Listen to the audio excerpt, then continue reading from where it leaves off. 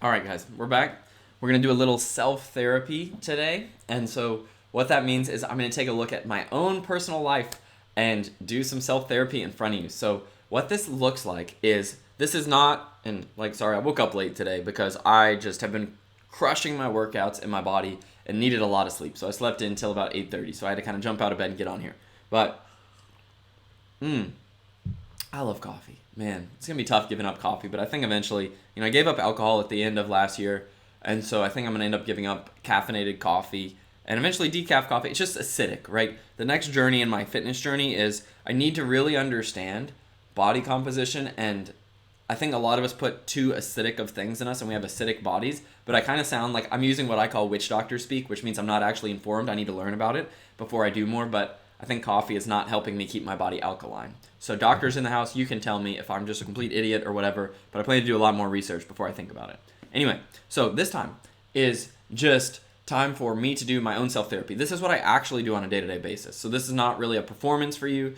I'm going to talk to you and talk myself through it, which also helps me. It's almost like right now you guys are my life coach, because when I, am working with a coach, what they do is they ask me questions and I sit there and reflect, but I know that someone's there holding me accountable. So right now, as cool as it is, you guys are actually my life coach every day on this, because I have to hold myself accountable to doing my inner work to somebody else, which is you. So very cool. You guys are providing me extreme value here, Facebook. But so here's what I've been thinking about today, right? There is this core thing, and I think this could be super helpful for you guys too. But there's this core thing that just I have not yet balanced in my life. And I'm constantly striving for it. And I think if you are a person who has been diagnosed with anxiety, you have this same thing too. I think this is the solution to understanding anxiety. I think I really understand it now. And so we're going to go self-therapy. What's today, the 11th? Self-therapy, June 11th. Right? Going to open this sucker up.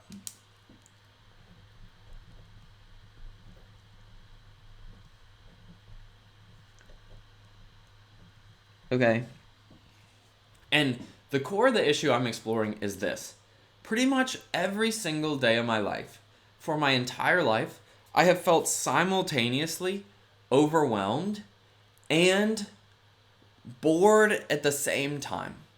And it might sound weird to say that, but I'm going to do a little bit of thinking, right? And I might peel back the curtain on some really secret tech I'm working on for myself and show you that, because again, you get the advanced stuff here. This is just transparency. This is like watch the master at work. If I'm a master, I don't know what I am, but I'm pretty good now. I'm really good at this, actually. I would consider myself a master.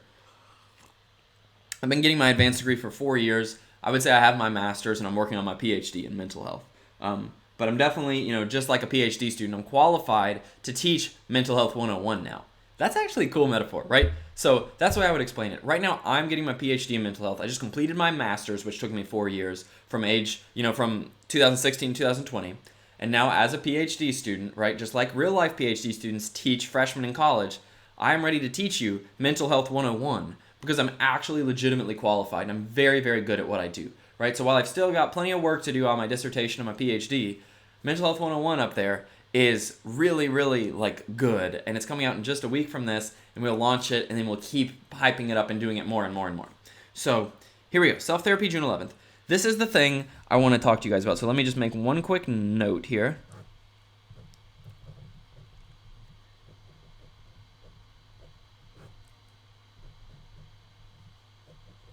This is how I feel on a daily basis, and it is very challenging for me to not go insane because of this, but I'm working on it and I keep learning and getting better. I feel like this. Let's see if you can see this. I feel like my mental and emotional tanks are only operating at 10%. I feel like I have so much more in the tank mentally and emotionally that it drives me nuts. But at the same time, my physical body feels like 110% overstimulated. Okay? So that's the thing I'm struggling with. And for the longest time, I thought I was broken because of this. But now I'm just realizing that I'm not broken at all, that maybe society is broken and that they taught me wrong. So what I mean is, ever since I've been younger, I've been very physically sensitive. Just in the neutral sense of sensitivity to stimuli. I like one of the funniest memories I can remember, and it's actually still true, is I hate getting wet. Like to me, getting wet, like I don't mind being in the water, but the feeling of getting out of the water and drying off and like having water dripping all over you and having to dry yourself off. If you can tell from my like little twigs of hair here, I didn't shower this morning, and I have to push myself to shower sometimes because even showering is such a physically demanding activity for me. It's like, take the clothes off, you need to shave, right? Like, get in the shower, like, scrub yourself off, put your hair stuff in, get out, and then, oh, I gotta dry myself and I'll be cold, and then I gotta put some lotion on because my hands get dry, and I gotta put hair product in, and you can tell I have a little bit of a mental complex about this, which is fine, right? That's why we're here transparently working on it. But the point being that physically I've always felt overwhelmed. And the story I was going to tell you is even when I was a kid, and that I hated going to the pool. It was the funniest thing. I grew up on a country club. I would play tennis all the time and golf all the time. I hated going to the pool. And then I have this vivid memory. I have like a very vivid memory from being 10 years old or something. And they took us to the university swimming pool on like a school after school program field trip. Just my little I was a fifth grader or something, and after school they took me to the pool. And there's this outdoor pool, and I remember being in it and going to change in the like bathroom and being in a bathroom stall. And I remember like taking off my swim trunks and just being this like kid and just hating it, hating the dripping water, hating it dripping all over my legs, hating like having to dry myself off, having to like put my underwear on with like, freshly dried legs, which is always kind of annoying. And like just, I hated all of that. And so I don't tell you that just as a random story, but I tell you to exemplify that physically I'm extremely sensitive, right? And that's not necessarily a bad thing. That's just a unique trait that some of you may have. And it's definitely something I have, that just physically I run more like a fine-tuned race car than like a monster truck. Some people physically are like Jeeps, and they can just go through a day and do whatever the heck they want, and physically they feel okay, right? For me, I like get overstimulated so easily, but it's again just like if you tried to take a really nice race car onto a track that was, like if you try to take a nice race car onto the streets of New York City, that car would break down. I mean, it would be really loud and it would waste gas and it would break down. And so I always talk about it, and maybe I'll talk about this on another one of the parable days, is as of, I got to learn how to be a race car and set up my own racetrack. And so anyway, I tell you all that just to say my whole life, I thought I was broken because I felt extremely overwhelmed at the whole time, but I also felt extremely anxious, and I thought that my mind and emotions were messed up too. But what it turns out is that my whole life, my body has been overwhelmed, right? My body has been stressed, but my mind and emotions have actually been using such a fraction of their true potential that that's why they're screaming, You take a race car in the streets of New York City and put it in a traffic jam, and it's going to be screaming, right, and screeching, but not because something's wrong with it, it's because it's on the wrong race course. And so what I'm dealing with today, live, right, because this is my live therapy, is I'm still having this issue. And specifically, I'm really struggling to get the mental and emotional stimulation that my body is made for, that I am made for. So I'm just live, like thinking through how I can do this. So the big decision on my mind right now is, how can I get more mental and emotional stimulation, right? Because here's what I see, is I don't see this being a problem in the long term, okay? The biggest deficit I have right now, like the biggest frustration, I like to think of things as frustration, right? Because it's not necessarily a problem. Life is the way it is. There's no reason to call it a problem. It's like active frustration that I'm going for something and I'm not getting it. And so the biggest frustration I have is that I don't have more people to talk to about mental health and stuff like this. Okay? Like what I'm saying about the things I really love, Just as if you were a race car driver and you drove a race car and you were in the city and everybody was in a sedan, it's like, if you want to talk about race cars, you're out of luck, right? You're just with a bunch of people driving sedans. And all I want is for someone to express a little interest. And so what's really fascinating for me is that I've learned not to worry about significance in the eyes of others. So I don't really care what you think of me or how you feel about me, or whether you think I'm smart. But what I do want is more people to talk about this stuff with, because that's actively stimulating to my brain, and that's an experience that I want to create, right? And so I believe I can constantly create more on my own, but that's my biggest frustration. And so what that looks like on a daily basis is, I'll give you an example. Yesterday or the day before, my mom texted our family, and she was like, Woody, this was a really great episode. And I finally get what you're saying, on episode whatever about how card players do things differently, my Expert Week podcast. And that comment about my podcast, in the past, I would have been proud that somebody paid attention. But I don't really care whether people pay attention or not to praise me. I didn't care about the praise, that she thought it was good. I cared that, oh my gosh, one other person, I can talk to somebody about this. And so, it felt so stimulating. I started thinking of all these conversations and ways we could talk and stuff. And so, I'm just frustrated. I don't have more people to talk about. And I'm also frustrated emotionally because I'm seeing such a gap in the world of what I want and what's out there. I talk about these 4 tiers. And again, this is master's degree stuff mentally. So if you're not here mentally, it's okay if you don't understand, right? This is not meant to be a teaching time. It's just me reflecting live so you can see it. There's physical, mental, emotional, consciousness. Those are the 4 layers of being human, right? You have a physical body, you're mentally thinking, you're emotionally perceiving things, and then you actually are a consciousness inside of this which can separately observe all these phenomena. And so I'm so frustrated because most people are in the physical, and I don't care about that at all, right? I'm just trying to stay alive, right? But I work on my body, but most people aren't even working on their bodies at that level. And so I would say I'm experiencing loneliness because if somebody would just comment on one of my workouts, holy crap, I love it, let's freaking go, that would pump me up so much. And so I would say physically people are unexpressive. Mentally, right, I want to talk about these ideas and these intense things, and yet I see most people out there worrying and being frustrated and spreading negativity, even smart people. And so mentally I feel kind of isolated. And emotionally, there's just so much emotion out there. Guys, you gotta think about this, that you're gonna die one day. And I think about this all the time, and yet other people just don't seem to get it, right? Which is why I'm frustrated, is I'm thinking, man, I'm gonna die one day. It could be tomorrow. And so, if I were this consciousness, and God was sending me down to be a human for 100 years, I always just use these kind of metaphors just to understand. If I'm this consciousness, and somebody's sending me down like this, then wow,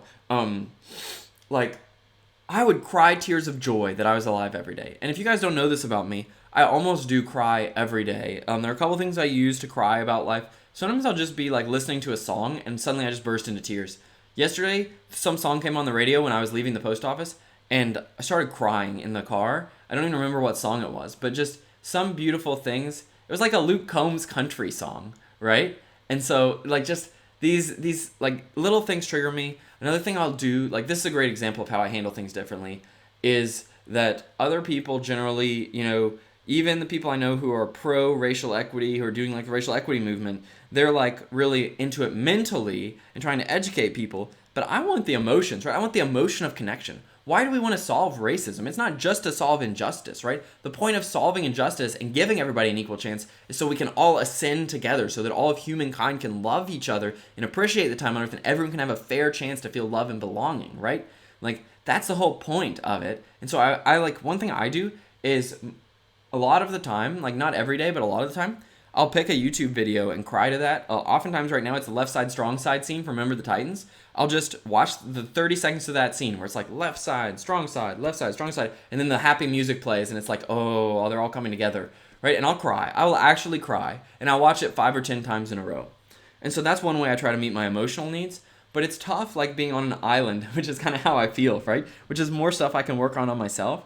Just feeling like such an island in every way, right? Just wondering, why aren't more people working out as intensely as this, right? Goodness, why aren't more people thinking deeply about their mental health? Why aren't more people emotionally crying tears of joy every day? It doesn't make any sense. And then consciousness-wise, sitting here and meditating and practicing with my energy, it's there's almost nobody out there except my main man, Michael Singer, who, again, sometimes I have to be friends with books because it's only these people who've written these books, these outlier people who I seem to have common ground with.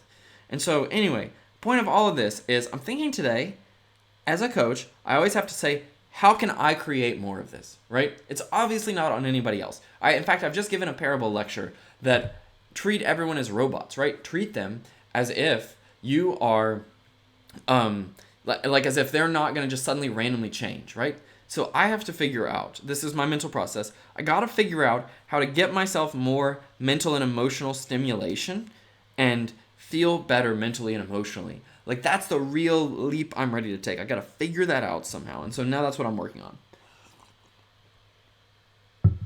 And so one thing I'm thinking about doing, right, is again, since my frustration is in the short term, I think that, I am personally built to manage large organizations and lead large numbers of people because I really love leading people. Like, whenever I was in college and I was on charge of a group project, my group always loved me and we did really well. And whenever I was at work, the reason I left the corporate environment is because here I was and I knew that I was an incredible manager of people. I was doing an amazing job. Everything I touched just worked out well and everyone was happy and worked better.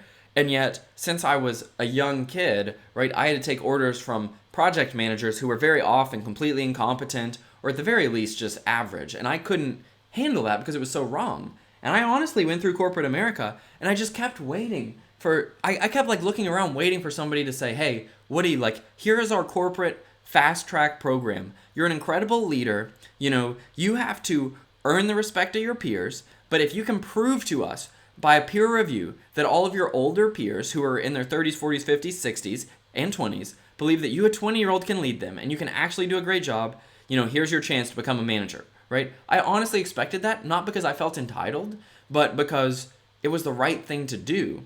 And so I've always had this gift for leading people. So the point of me reflecting on all that is just that I don't think this is going to be an issue for me in 20 years. I think in 10 or 20 years, right, my coaching business is going to be big enough that I can constantly find someone to talk about and find stimulation, right? And again, I've gone to trainings from coaches who have big businesses, and my favorite part is being on a live with 400 other people. I've gone to a couple life coaches trainings where they'll have 400 people on there, and just watching all the love and the comments and the growth come up, it's just transcendent. It's just beautiful. And it's not that I want to have 400 people, praising me personally. I don't care whether they're praising me personally, but I want to be in a room of 400 people who are crazy like that all the time, forever, like all the time. And so I think that's the whole purpose of my journey here, is that I can't see a world where when I'm 40 or 45 that isn't the case, and maybe even a lot sooner. But for right now, my reality is that I go live every day and podcast, and I have about 20 to 30 daily podcast listeners, right? So probably 20 to 30 people out there who listen to the podcast, and I have 100 people will watch each live, but they'll only jump in for a split second, hardly receive a comment, right? Hardly receive a like. And it's so funny to me because whereas if you post something inflammatory on Facebook, you can get like a huge line of comments, right? And a lot of significance. When I post something very thoughtful, it's like a dead zone. It's like everybody's too afraid to talk or they blank out, or I don't honestly know what happens. Maybe if you're listening or watching this and you're actually here right now, you can tell me why that is. But it seems like nobody ever comments, nobody ever likes or listens. It doesn't bother me because it's all just part of starting up. It's just like gardening. When you got your little baby seed, it's like no matter what you do to garden, you got to wait for that baby seed to grow into a plant. You can't rush it. So I'm not stressed about it in terms of that, but I am stressed and frustrated in terms of how can I get some more freaking stimulation, right? I sign up for all these coaching groups and all this, but I want more stimulation. So the thing I'm thinking about today is mentally, how can I get more of that? And this is where I'm at a very fine line, which is just fascinating, is that the most mentally stimulating thing I can do right now is play my favorite video games. Which, if you know, the way I got my start in mental health is I stopped playing too many video games and I started doing other things instead. And so it's literally like playing with fire. Because on one hand, my mind is so bored. It's so bored. Like, it needs so much more stimulation. And if you are someone with anxiety who has been told you have anxiety, what that really means is that your physical body is more sensitive, and so you feel overwhelmed physically, but at the same time, mentally and emotionally, you're getting less stimuli. You're not getting enough of the type of stimuli you need, and you think that your mind and emotions are also messed up, but they're actually just telling you can do more. And so your job is to engineer your life so you can do more with your mind and emotions, and your physical life is taken care of, right? That's kind of the whole point of my Brain Liberated Millionaire. So anyway, sitting here thinking, and I'm like, okay, like, what do I gotta do, right? Like, what do I gotta do to get this? And one option, like option one, is start playing Magic and Legends of Runeterra again. Those are my two favorite games right now. I can't really play them right now because this Mac I'm streaming to you on right now is barely good enough to stream this talking video. It can't play video games. It can't stream video games. It's just not a good enough computer to do that. It's an early 2015 MacBook Pro. And so it's just not capable of what I need it to do for this. So one option is start playing Magic and Runeterra some at carefully appointed times. Okay, so that's one way to do this, right? And again, the reason I need that, or I crave that, is because I just crave mental stimulation of cause and effect. Guys, you want to know what drives you crazy in the world? It's that there are long wait times between cause and effect in human life. And so we all tend to just break down and just destroy ourselves instead of actually waiting for them. Just like the gardening thing I talked about in the last parable video. Like for me, right, starting this business, I started learning about coaching and stuff in 2016. And here I am in 2020 doing an amazing job, right? And yet my audience is very small. And it may take another 5-10 years to get my audience to a place where it's really big and satisfying. And so you're talking about potentially 15 years between cause and effect. Totally worth it, right? Wonderful process. But you're talking about years, okay? And so that's why everyone's brain is fried and short-circuiting, is because of cause and effect. And so here I am, and I'm like, well, I could start playing Magic and Runeterra at appointed times, like after I put all my stuff up every day. So I could play from Preetha generally works till 7, and I'm generally done at about 4:45. So I could eat dinner at 4:45 and play video games from 5:15 to 7, right? So that's one option, which would increase my mental stimulation a little bit. From 5:15 to 7. And again, live streaming has helped me with this. So one thing I could do is live stream the video games if my computer is good enough. This computer is definitely not. But one thing I could do is live stream my video games and try to get friends to watch me and play along. I think that would be fun, right? Or just play on my own. But I'm just desperate, right? My whole life. Imagine if you have anxiety, this is you too, I bet. My whole life, all 26 and almost 27 years of my life, I'm just desperately hungry for mental and emotional stimulation while being physically overtaxed. Right? Okay? So that's one option. And then emotionally, right? How do I get these emotional and mental numbers up? How can I get the emotional number up? Right? This is fascinating. One way to do it is to share these. It's kind of funny, but I believe that I can do it in my head. And so even though it's extreme delayed gratification, I'm so excited about these videos, this live streaming schedule I've got now, because in a few years, when I have a bigger audience, I can't wait to point people back and be like, look at what I was doing at the beginning. This is what you can do. This is all the stuff I've been through. I've never seen anyone do this. I've never seen anyone know that they were going to be a huge success in advance, start doing daily diaries, and start really showing the whole process through. That's what I've always wanted. And so I'm getting a lot of significance from doing this process for myself. And so emotionally, what I can do is just keep pouring my heart out, right? And so here we go, right? Like option 2, right, is emotionally, my pen's kind of drying up. Emotionally pour my heart out every day so that I can look back and enjoy. Right? So there's that. But just like our previous therapies, do you remember when we did cognitive behavioral therapy on ourselves, or I did a couple days ago, and we talked about how if I just view things from a negative lens and trying to fix a problem, you're never going to come up with the ideal solution. You're just going to come up with a Band-Aid. So the first thing I generally do is just brainstorm what are some ways, maybe I could help. And I've thought of a couple options, right? So I've put them here on my notepad. You got to get some Amazon Basics notepads. One of them is start playing some more video games that I really enjoy to really stimulate that brain. And number 2 is emotionally pour my heart out, which I'm kind of starting to do.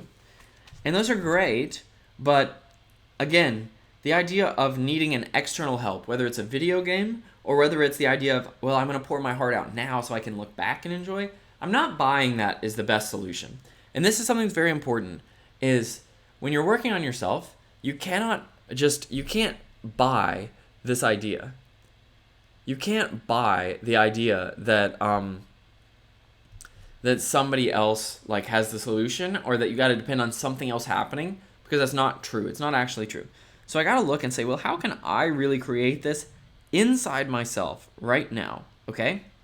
And I think that I'm going to start with the emotions and let the mind follow, because I think where the emotions go, the mind follows, right? Like, and sure, thinking thoughts can create emotions, but if I just unleash the emotions properly, then the mind is going to follow, okay? So it's like, emotionally, how can I get deeper, right? And what's stopping me, okay? So now I got to ask this question. What's stopping me from just being at 100% emotionally all the time?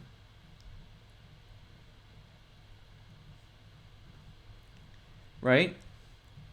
Like, for example, this is what I would say differentiates me from people who aren't willing to do the work, and this is what will differentiate you, is I'm willing to look at myself and like be extremely hardline with myself while being patient in my growth. So what I would say, is a red flag is, if I think I'm using so little of my emotions, if I think we should be crying every day, if we should just all be crying tears of joy, where the heck is that in my live stream, right? I've been live, this is my third or fourth day going live every day. I think it's my third day being fully live, and yet I don't think I've cried once on camera.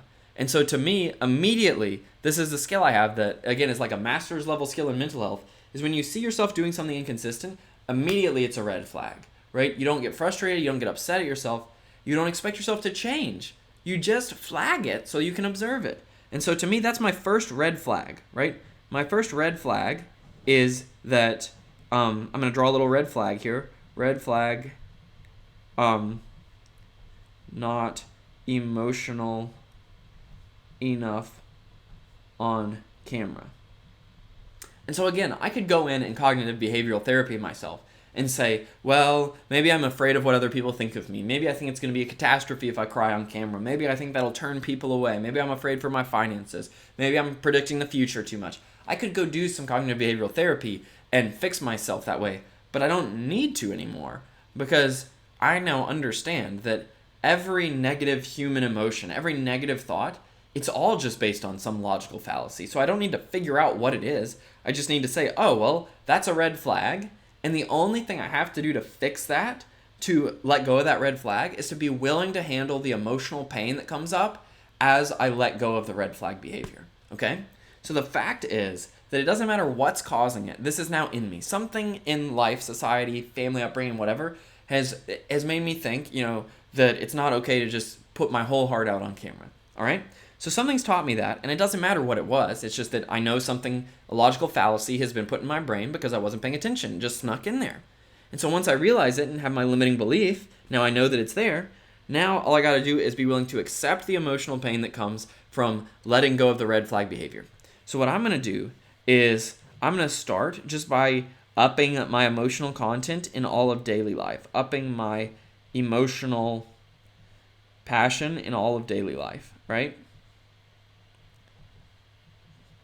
And the other thing is, simultaneously, what has to happen with that is letting go of the idea that I have my whole crap together, that I know more than somebody else, that I'm smarter than somebody else, that I'm wiser, right? I have to let go of every single piece of defensive or fronting that I'm afraid to show to somebody. I have to be willing to show you guys 100%. And the difference in this between 90, 99, and 100% is the difference of infinite.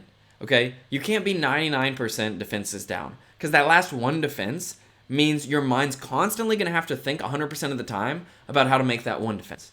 So it doesn't matter, right, if I'm, let's say, 97.2% defenseless right now, because I would say I am. I would say I've let go of a lot of my emotional defenses compared to the average person, and unfortunately, compared to the average person doesn't mean anything, because the average person doesn't know what the heck they're doing.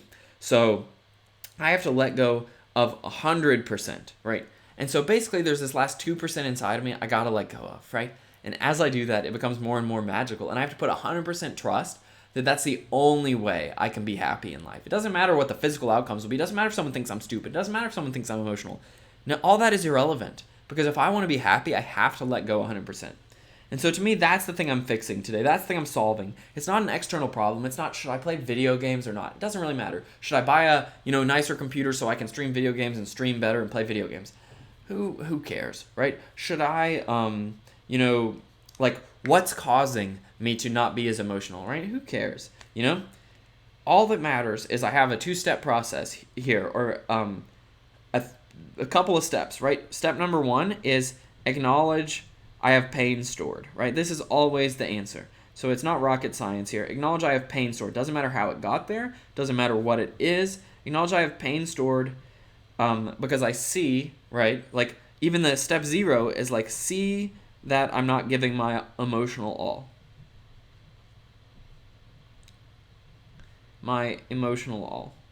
Right? I see it, and I instinctively understand that there's a bunch of logical fallacies and falsehoods that have been put on me that I've internalized, and now I'm not giving my emotional all to the world. I mean, think about it. We're all going to die one day. We're all going to die. Like, guys, you have to live while you're here. Life is not something you can take for granted. And so, have to see that, right? Not giving my emotional all. And then number 2, acknowledge I have pain stored. That means there's pain stored somewhere. And then number 2, decide that I will let go of the pain, that I will sit through the pain until it's gone. The pain until it's gone, right? And then that's it. That's the only thing you ever need to do. And so what I'm going to do is I'm going to let the daily life mental things solve themselves. Whether I buy a fancy computer and start playing some video games, whether or not that's amazing for my mental stimulation, or whether it sponsors an addiction that I'm then going to have to wean myself off of, you never know, right? You can't be perfect in those areas. I can't be perfect. I can't know. But what I can know is that emotionally, there's nothing stopping me from giving my all. Mentally, I can just go experiment and figure all that out. But emotionally, I have the ability, boom, boom, boom, to control those emotions. And I can do it with my mind too. But emotionally, it's more important and easier. And so I know that there's this emotional pain hidden in here that I've got to let go of. And so that's my process. See that I'm not giving my emotional all and red flag it. Instinctively, I know now that there's just a logical fallacy, some sort of hang up there. I don't even have to explore it because I just know that there's a logical fallacy, right? It's not a question. It just is, right? It's 100% true. Then I decide I will sit with this emotional pain till it's gone. So guys, here is emotional transparency. We're going to get a little pain out there right now. If you want to help, right, this is the number 1 thing on my heart, so I'll just share it with you. If you want to help the world's racial equity challenges, and you're kind of like a sportsy guy like me, or you just would enjoy this, go YouTube. Left Side, Strong Side, the scene from Remember the Titans, and just watch it a few times every day. I promise you that this will do more for your heart and spirit and help you out than any number of educational posts or informative stuff you could do. Guys, human existence, human conflict is an emotional problem, right? It's because people get these emotional problems deep down inside of them, okay? So that's where my heart is right now. If you want 100% emotionally from me, it's that moment when I'm on this phone and I have my headphones in and I'm like watching that scene from Remember the Titans and I'm like crying. And I'm crying so much because I just don't get why people are mean to each other, why people want to hurt each other, why people are so angry all the time. Guys, like, life on earth is a blessing and you can't just hate part of it and love part of it. You gotta love it all and accept it all and then do your best to make it even better. And so that's my message for you today, is just, like, if you just gave up all your hatred, all your criticism, all your anger, no matter how justified, right? If you thought of the person in the world you hate the most and just gave it up, you'd be so much happier and you'd have better results and you'd help that person more too. Guys, like, it's all about the love, and to be emotionally transparent, right? You can learn from anywhere. Once you open this emotional valve, you can learn from anywhere. It's the funniest thing, right? And maybe I'll make a separate video on this, but while I'm here, like, this is the step 4. Okay, we're going to add step 4 because this is genius right here. This is the difference between people who are just liberated millionaires and people who aren't, is once you acknowledge something, once you discover something, acknowledge it, decide, then you immediately do something that puts your stick in the ground, okay? So this is me putting my stick in the ground. This is step number 4 or whatever, is immediately put your foot down by taking the most extreme form of action possible. And I don't mean a long thing. I don't mean like a long commitment. I mean, what you do is you immediately put your foot down by taking the most bold action that is short and impossible to come back from. So again, now we've modified our list, and it's like awesome. It's really fun. Oh, hey Sheridan, what's up?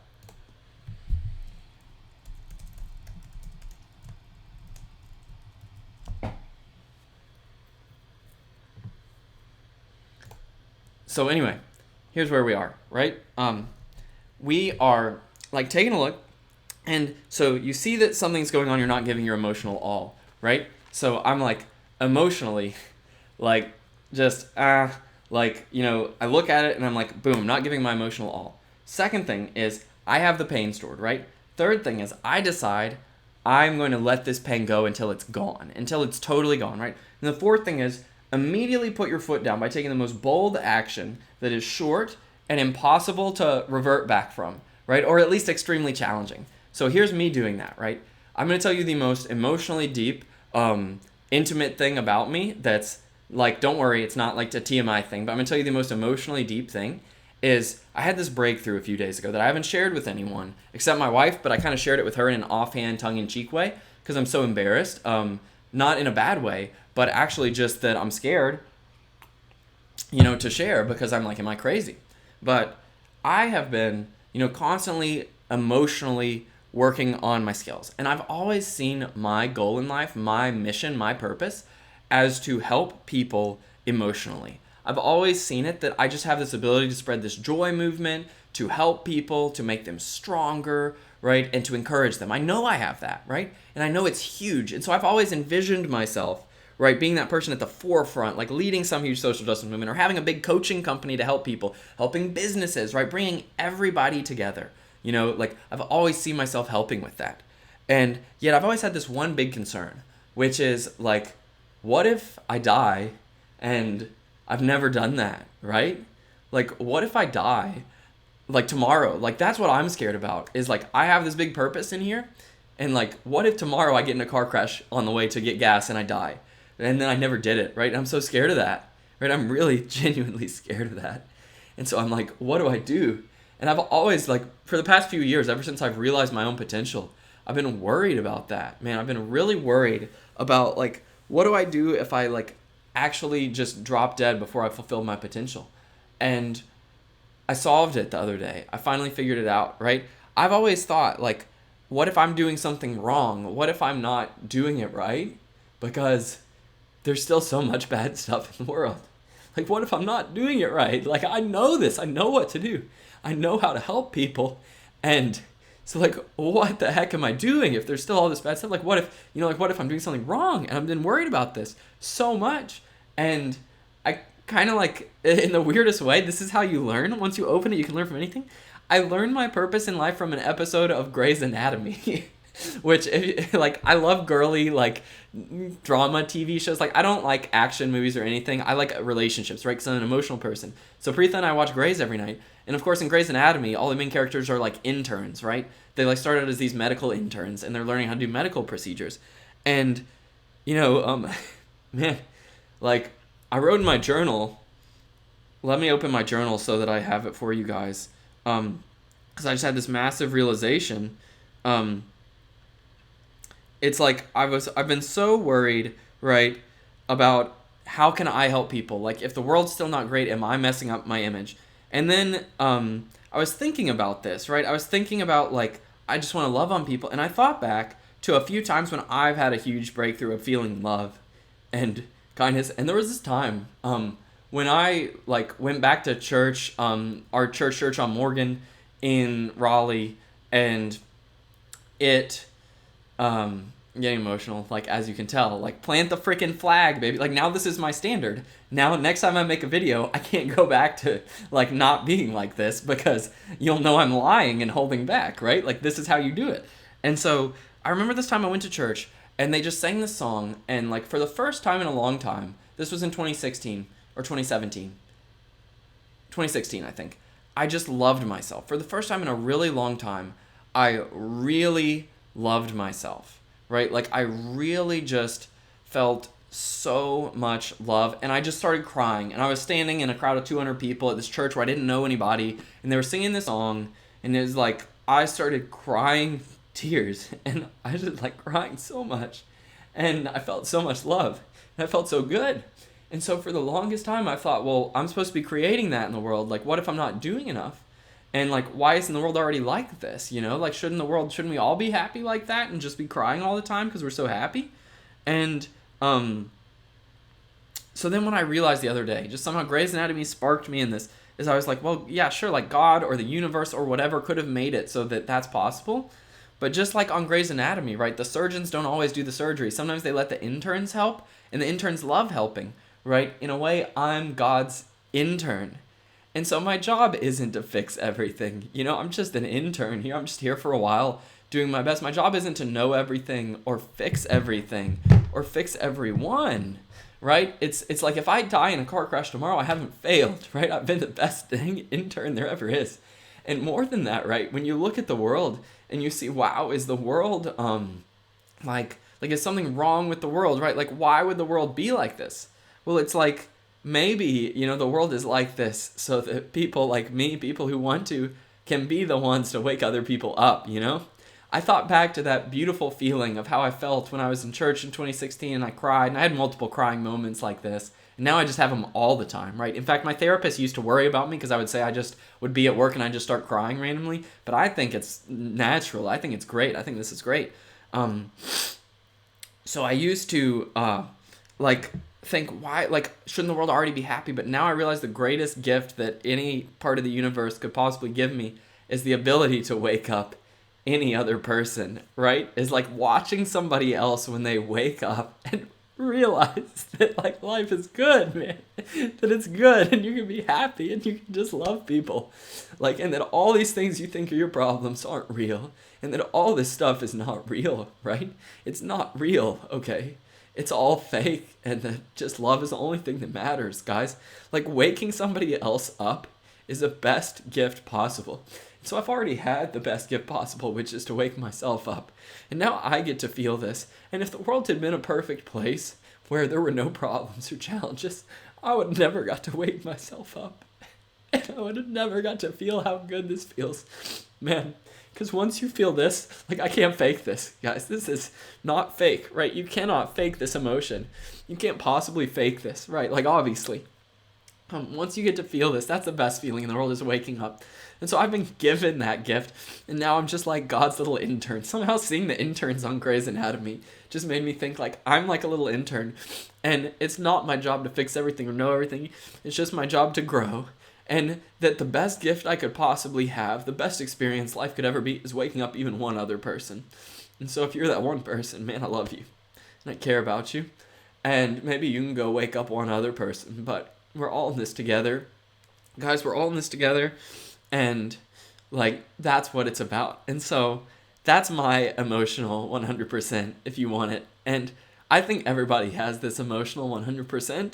And so that's why I get so mad at the world sometimes, and I get so pissed off, is because everybody walks around like a freaking, like, they have no feelings, or like these things are big issues, and it's like, no. Like that's just not how it works. And so that's just not how life is, right? So anyway, guys, that's it, man. Like, thank you for the love, thank you for the kindness and support. That's my emotional 100. And so this is me being transparent with you and getting there myself. And I think that if you learn to live like this and you just work on it, everything else is going to fall into place. You know, everything else is going to fall into place. So that's all I got for today, guys. I promise to bring emotional 100% every day. Put my flag in the ground. Remember, that's the step. Number 1, you got to see that you're not giving your emotional all. Number 2, decide that you're going to sit through the pain until it's moved through you, right? This is painful for me. It's scary. It's terrifying. But I'm going to sit there until I'm through it, right? And on the other side. And then you immediately, right, like put your foot down, right? You put your foot down and you immediately plant your flag and do more. So that's it. We'll be back. I'm working out, right? I ran late because I got so emotional, but I'm going to go kind of clean myself up a little bit and drink some water. Then I'll be back with my live workout podcast at 2 p.m., lifestyle stuff at 4. May do some books or something like that today, talk about some books I'm reading. But you can stop recording for now, and I think we had a great time, and see you guys later. So much love and kindness. Go out there and be amazing in the world.